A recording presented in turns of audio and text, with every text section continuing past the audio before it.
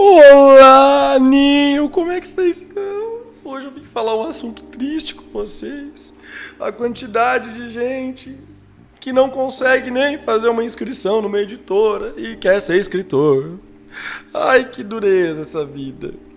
Mas falando sério agora, como é que você faz para não ser a tristeza de um avaliador de editora que vai olhar a sua inscrição e vai falar: precisava disso mesmo? Fica comigo. Pra quem não me conhece, eu me chamo Lucas De Luca, eu sou dono da Flive, avalio livros de todo mundo hoje, até o momento pelo menos, né? Voltei a avaliar todos os livros que se inscrevem na Flive em qualquer selo, não importa qual seja. Depois de mim, passa para outras pessoas. Mas na avaliação, eu que tô fazendo faz mais ou menos uma semana e meia, duas, que eu tô fazendo sozinho. E cara, dá pra fazer uma lista bem grande das atrocidades que eu encontro lá. Muitas vezes até a obra parece legal, o autor pode ser um autor que, né, daria rock, só que o cara fez algo que vai completamente contra o bom senso ou acabou ficando com medo demais. E é basicamente isso que eu vou te ensinar hoje, vou te explicar hoje, como você evita ser considerado inadequado para publicar o seu livro numa editora. Primeira dica: entenda exatamente como funciona o processo de seleção dessa casa editorial. Se você entrar no site da editora e ela tem lá uma barra de publique, você abre lá, lê tudo que tem no selo que você quer publicar. Depois de você ter lido tudo, você faz exatamente o que eles pediram, direitinho como eles pediram, e aí você manda.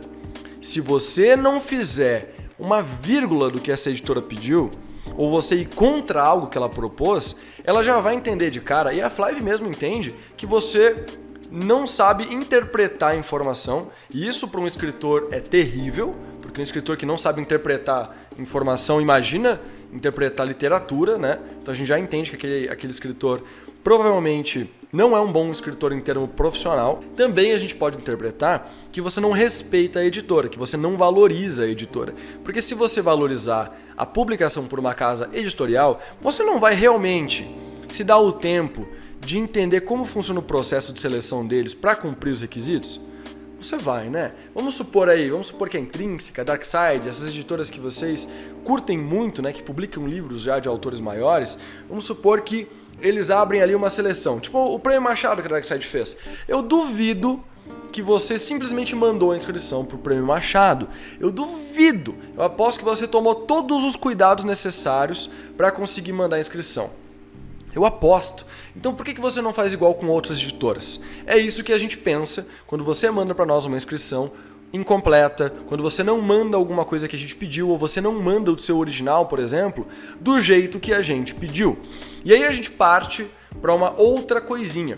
Quando você se nega a fornecer alguma informação ou algum material por medo. Uma coisa que eu vi muitas vezes em sites de editoras aí pedindo originais é justamente um aviso dizendo que a editora destrói o original se ele não for aceito.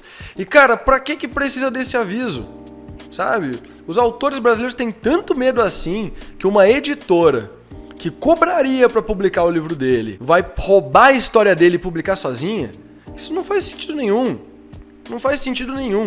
A editora tem livro de sobra para publicar. Tem autor interessado de sobra para publicar o livro. Autores bons tem de montes. Autores que desenvolvem base de fãs tem de poucos. Mas que tem uma boa literatura tem um monte. Boas histórias tem um monte, cara. Nenhuma editora precisa roubar a história de autor para conseguir ter sucesso. Não precisa. Essas editoras estão muito mais roubando autor de outras casas o cara financiar a publicação do que roubar a história de autor. O que eles precisam não é uma boa história, porque isso tem de monte. O que eles precisam são de bons autores com bons perfis de autor. E isso não dá pra roubar. Se você é um bom autor, se você desenvolve público, se você tem uma base, mesmo que seja bem pequenininha, de leitores ou de pessoas que te acompanham, você vai valer muito e não tem como roubar isso de você. A sua história ela tem bem menos valor do ponto de vista da maioria das editoras do que quem você é. quem você se tornou. Isso eu tô falando de editoras de grande porte, tá? Desde pequenininho até grande porte. Então esse medo que você tem é infundado. Não tem que ter medo de mandar o original pra editora. Ela não vai roubar a tua história. E se ela roubar, você processa os caras, ganha uma grana fodida. Porque você tem mais provas do que precisa. Tem outra coisa também que às vezes as pessoas se negam a fornecer, que é informação contratual. Não quer fornecer CPF, não quer fornecer endereço. Muitas vezes porque essa pessoa acha... Eu não sei, na verdade, o que essa galera pensa, tá? Porque qual é o uso que uma editora, comprovadamente a editora, que publica livros de fato, vai ter do seu CPF ou do seu endereço? Você não forneceu para ela os dados do seu cartão de crédito. Ela não tem como cometer uma fraude dessas. Ela tem sim como repassar os seus dados. E aí isso geraria um problema. Mas é um risco que, se acontecer, você também processa ela e ela tá fodida, sabe? Então é um cuidado que não é necessário, porque essa editora, se ela quiser publicar o seu livro, ela precisa fazer um contrato.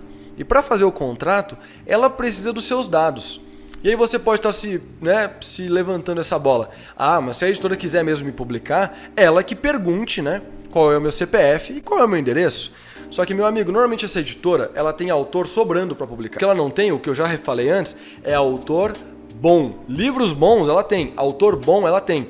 Então você acha realmente que ela vai gastar um tempo para pedir para o autor que não cumpriu o que ela pediu os dados? Ou você acha que ela vai preferir trabalhar com aquele autor que já confia nela e que já deu o voto de confiança? Eu digo por mim, eu prefiro muito mais recusar o trabalho de um autor que poderia vir a ser bom, mas que eu não tenho como ter certeza, porque ele não forneceu os dados corretos, porque aí eu vejo que ele ou não tem confiança na gente, ou não leva a gente a sério, e provavelmente seria uma relação ruim de publicação, e pegar um outro autor que confiou na gente e tem o mesmo tipo de texto, até um texto um pouquinho pior. Porque esse autor, pelo menos a longo prazo, a minha relação com ele provavelmente vai ser melhor do que com esse autor que já chegou desconfiando de mim. Já chegou achando que a gente vai roubar alguma coisa dele. Uma outra coisa que acontece às vezes, e eu fico de queixo caído quando eu leio, é aquela galera que já chega se achando o bonzão. Que chega falando, olha, eu já tenho um monte de proposta de editora. Então quem tem que me convencer a publicar o livro com vocês são vocês e não eu. Esse cara, velho, carimbo vermelho na testa. Quando eu leio uma linha do maluco desse, eu nem leio o resto. Eu já dou de cara, ó, recusado, porque a gente não precisa de você. É aquilo que eu falei, bons autores... pouquinho, em questão de desenvolvimento de carreira. Autor com texto bom, tá cheio. Então, se você quer se destacar, você tem que ser um autor minimamente humilde. O mínimo que a gente pede é que você tenha a mesma humildade para tratar a editora que ela tem com você. Se a editora te tratar mal, aí você tá no direito de tratar ela mal também. Agora, se é o primeiro contato que você tem com a casa, cara, vai no sapatinho, entendeu? Você tem que lembrar que você quer publicar naquela casa. Você que está enviando um e-mail ou se inscrevendo em um formulário para que eles avaliem o seu material.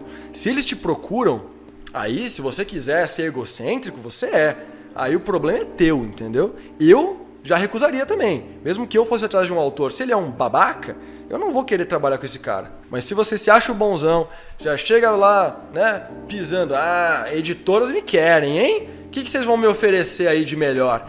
Mano, carimbo na testa. Já teve autor que era da casa, que a gente tinha interesse em transformar em tradicional, e o autor chegou e falou, olha, outra editora me ofereceu tanto. Quanto que vocês me oferecem de royalty? E eu falei, 0, 10%. A editora Flive, ela tem o valor por si só. Se você achar que a outra editora vale mais do que a gente, você publica com eles. Preciso te oferecer mais royalty ou menos royalty. E aí acabou que a pessoa publicou com a gente, manteve o livro com a gente. Então é uma questão de valor. Se você tem valor no mercado, você como autor, você não precisa agredir ninguém para mostrar.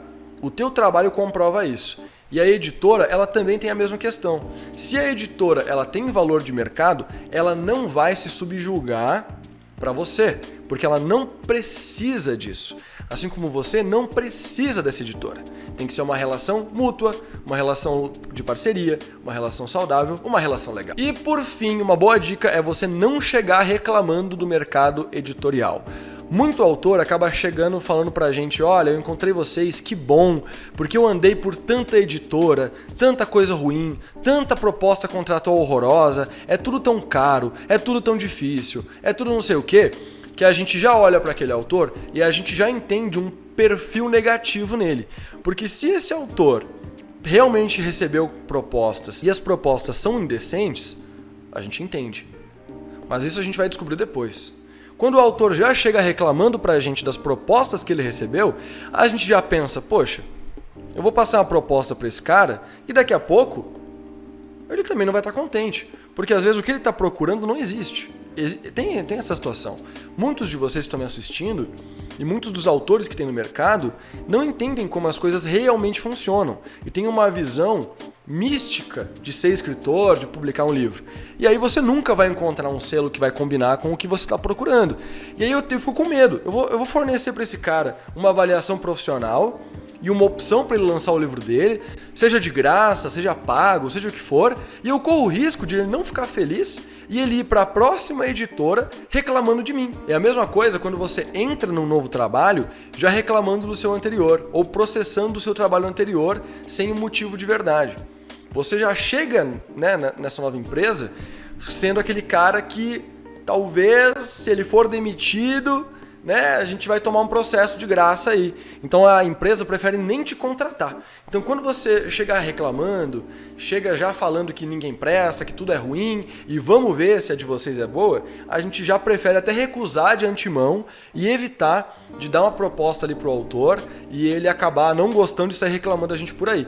Porque a gente entende que cada editora, cada selo tem o seu público-alvo, existem várias editoras que se comunicam errado, e aí eles são prestadores de serviço, às vezes eles estão ali para realizar o seu sonho, né, e não publicar uma obra de verdade, e você vai lá com a cabeça errada, publica o livro, mas a culpa não é só sua não, a culpa também é da forma de comunicação que essa editora tem.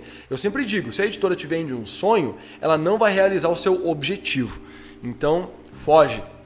A editora te prometeu realizar um sonho, editora, empresa de POD, gráfica, falou, vou realizar o seu sonho, fuja.